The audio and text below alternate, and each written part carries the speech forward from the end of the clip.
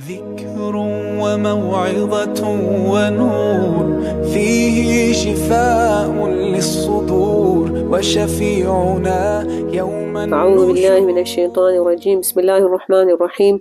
الحمد لله رب العالمين، والصلاة والسلام على أشرف الأنبياء والمرسلين وعلى آله وصحبه أجمعين.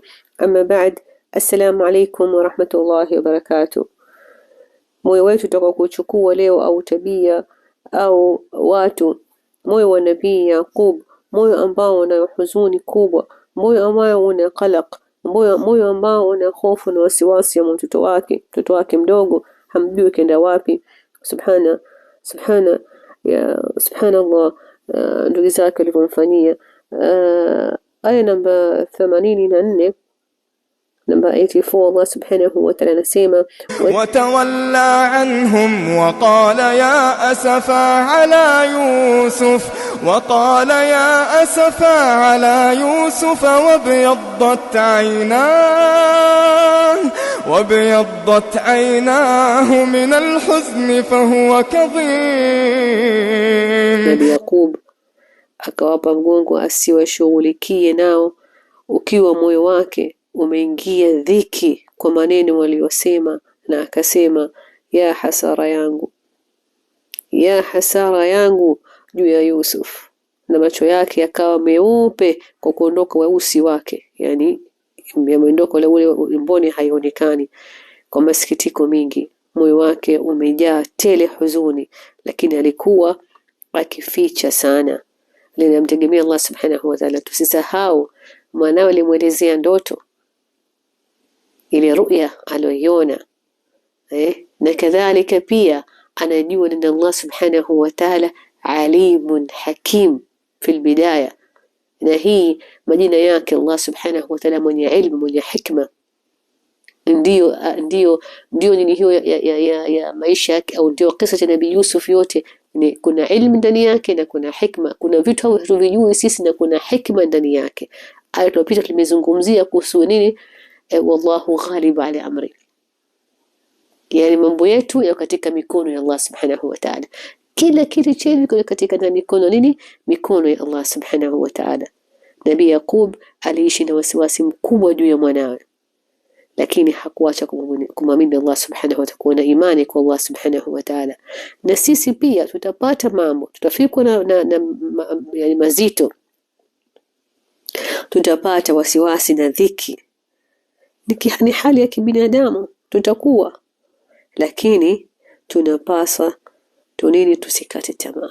Usikate tamaa kabisa, kuwa na hakika kama Allah subhanahu wa ta'ala kuna ilmu yake na hikma yake, lakini tutafute sababu, tuchukue bil asbab.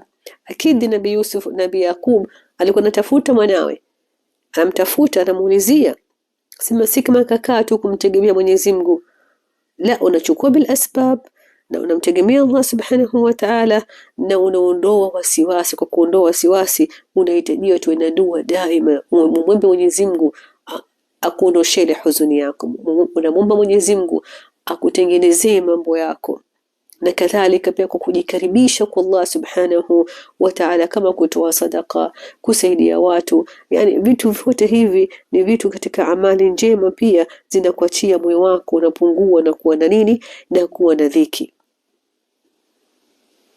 Si kitu kidogo kuondokewa na mtoto wako. Ukiwa kafariki, utajua kafariki bilishamzika, kafariki, lakini ikiwa humjui yuko wapi, hofu yake na wasiwasi wake si kidogo. Na hasa tumesema mtoto mwenyewe na mpo age yake ilikuwa ni ndogo, alikuwa na wasiwasi na hofu ya mwanawe ni mdogo.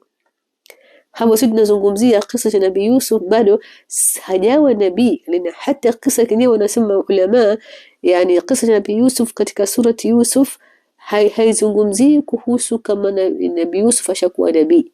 Yani Nabii Yusuf kama yeye binadamu kama sisi, yani nakusudia sote ni binadamu, nakusudia kama mtu adi, si kama nini, kama yeye ni nabii.